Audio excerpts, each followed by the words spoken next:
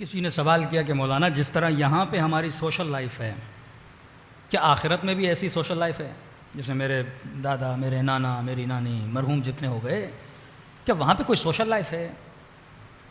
جس طرح آج رشتہ دار ایک دوسرے سے ملتے ہیں جلتے ہیں، کیا وہاں بھی ایسا ہے؟ یعنی مرنے والے ایک اکیلے سفر پہ چلتے ہیں، تک و تنہا چلتے ہیں۔ فرمایا آخرت میں ڈیپینڈ کرتا ہے پرسن ٹو پرسن۔ اگر نیک ہوتا ہے تو اسے اپنے ماں باپ سے ملنے دیا جاتا ہے، اگر نیک نہیں ہے ڈیپینڈ ہے کہ یہ وادی سلام کی طرف جا رہا ہے یا وادی برہوت کی طرف جا رہا ہے۔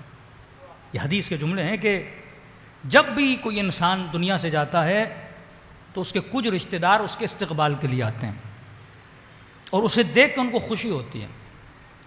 اس کا مطلب یہ ہے جو مر چکے ہیں وہ یہاں ہماری زندگی کو نہیں دیکھ رہے۔ بس آپ یہ سوچیں کہ مثلا 20 سال ہو گئے میرے دادا مرحوم ہو گئے تو وہ مجھے دیکھ رہے ہیں، ایسا نہیں ہے۔ یہ صرف شہداء کے لیے۔ جب خدا شہداء کے لیے کہتا ہے وہ زندہ ہیں اور رزق پا رہے ہیں، مطلب وہ آپ کی زندگی کو آبزرو کر رہے ہیں، امیر المومنین آبزرو کر رہے ہیں، اہل بیت علیہ الصلوۃ والسلام ہمیں دیکھ رہے ہیں۔ لیکن ہر مرنے والا ہمیں نہیں دیکھتا۔ 20 سال گزر جائیں شاید وہ اپنے بیٹے کو نہیں دیکھ رہا، اور وہاں یاد کرتے ہیں، انتظار میں رہتے ہیں کہ میرا بیٹا کب آئے گا۔ اور جب کوئی ان کے رشتہ داروں میں سے مر جاتا ہے اور وہاں اس سے ملاقات کرتے ہیں، فرمایا ان مرحومین کے چہروں پہ ایک خوشی کا عالم ہوتا ہے۔ جس طرح آپ مرحومہ ماں کو یاد کرتے ہو، ماں بھی مرنے کے بعد وہ آپ کے ویٹ میں آپ کو یاد کر رہی ہے۔ تبھی فرمایا مومن کے لیے موت خوشی کا پیغام ہے۔ جتنا اچھا ہوگا خدا اس کی والدہ کو اجازت دے گا، جب قبض روح ہوگی تو ماں سامنے کھڑی ہوگی، مرحوم باپ سامنے، وہ لینے کے لیے آتے ہیں کہ بیٹا چلو ہم تمہیں لینے کے لیے آئیں۔ تو حدیث کے جملے ہیں کہ وہ اس کو فیس کریں گے، اور فیس کرنے کے بعد وہ اس سے پوچھنا شروع کرتے ہیں میرا فلاں بیٹا زندہ ہے یا مر گیا۔ مطلب ان کو علم نہیں ہے میری فلاں بیٹی زندہ ہے یا مر گئی، میری بہن زندہ ہے کہ مر گئی، میرا بھائی زندہ ہے کہ مر گئی۔ کہ مولا یہ سوال کیوں کریں گے؟ اگر مر گئی ہوتی تو ان کو کیا پتہ نہیں چلتا؟ جس طرح یہ مرا اس سے ملے، کیا وہ مرے وہ نہیں ملے؟ کا نہیں، وہ اس لیے پوچھتے ہیں کیونکہ نیک ارواح وادی السلام کی طرف جاتی ہیں۔ اور فرمایا وہ جواب سن کے کبھی خوش ہوتے ہیں کبھی غمگین ہوتے ہیں۔ کہ مولا خوش کب ہوتے ہیں؟ کہ جب وہ یہ سنتے ہیں کہ نہیں ابھی تک مرا نہیں، زندہ ہے، تو خوشی ہوتی ہے، مطلب ابھی نہیں مرا، ملاقات کی امید ہے۔ لیکن فرمایا وہ غمگین ہوتے ہیں۔ کہ مولا کب؟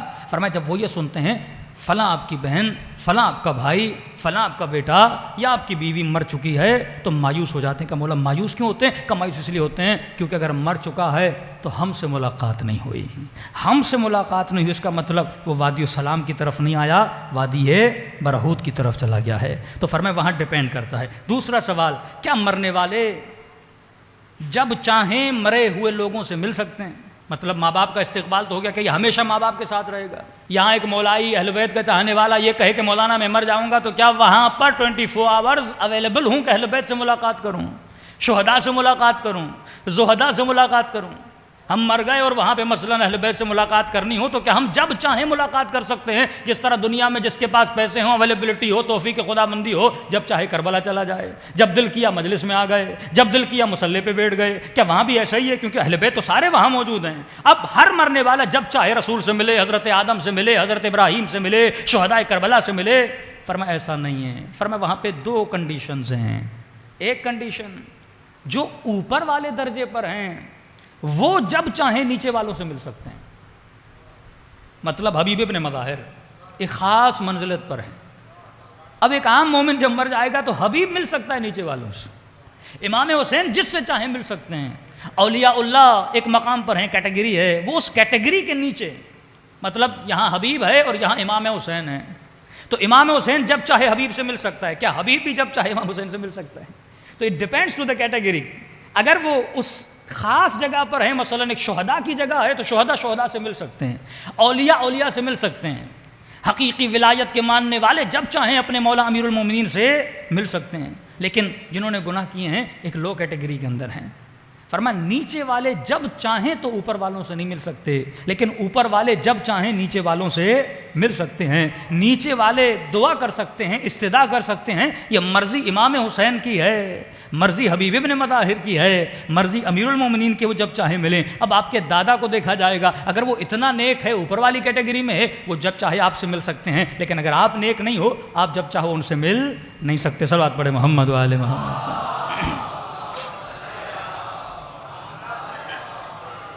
تیسرا سوال، کیا عالم برزخ میں رہنے والے جب چاہیں دنیا میں آ سکتے ہیں یا کب کب آتے ہیں؟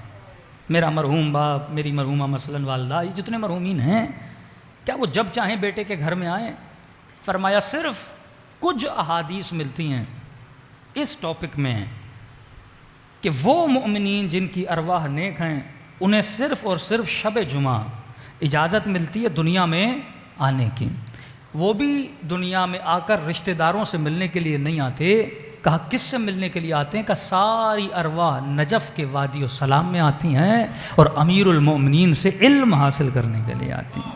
اس کی تصدیق کے لیے واقعہ موجود ہے کہ جناب سلمان فارسی، بعض اوقات جناب ابو ذر سے 2-3 روایتیں ملتی ہیں کہ جب مولا علی وادی السلام سے گزرنے لگے تو مولا کا صحابی کہتا ہے کہ امیر المؤمنین نے وادی السلام کی قبور کو متوجہ کر کے کلام کرنا شروع کیا۔ ایک تو ہوتا ہے سلام ارواح کو کرنا، کا سلام کیا، پھر گفتگو کرنا شروع کر دی، اور علی امیر المومنین کی گفتگو اتنی لمبی ہوئی کہ 2.5 گھنٹے گزر گئے۔ یہ صحابی کہتا ہے میں بیٹھ گیا، کھڑے ہو کے تھک گیا، اور امیر المومنین کو کہا کہ مولا 2.5 گھنٹے ہو گئے، میں تھک گیا، آپ کس سے باتیں کر رہے ہیں؟ امام نے فرمایا تو نہیں دیکھ رہا جو علی دیکھ رہا ہے، جوق در جوق ارواح کا ہجوم زمین پر آیا ہے اور علی ان کے اندر علم کو بانٹنے کے لیے بیٹھے ہیں۔ تو جب امیر المومنین اس کائنات میں تھے حی و حاضر، اس وقت بھی امیر المومنین علم دے رہے تھے، اور آج اگر امیر المومنین ظاہری طور پہ نظر نہیں آ رہے، ہر شب جمعہ وادی السلام میں مومنین کی ارواح آتی ہیں اور امیر المومنین سے آ کر علم حاصل کرتی ہیں۔ تبھی فرمایا جب نجف جاؤ تو وادی السلام میں ایک قبر کا نشان بنایا کرو۔ یہ قبر یہ نہیں کہ مجھے وہاں دفن کیا جائے، یہ قبر کا مطلب یہ ہے کہ جب میں مر جاؤں شب جمعہ اجازت دی جائے اور وادی السلام میں آ کے محفل امیر المومنین مجھے اللہ نصیب فرمائے۔ صلوات پڑھے محمد و آل محمد۔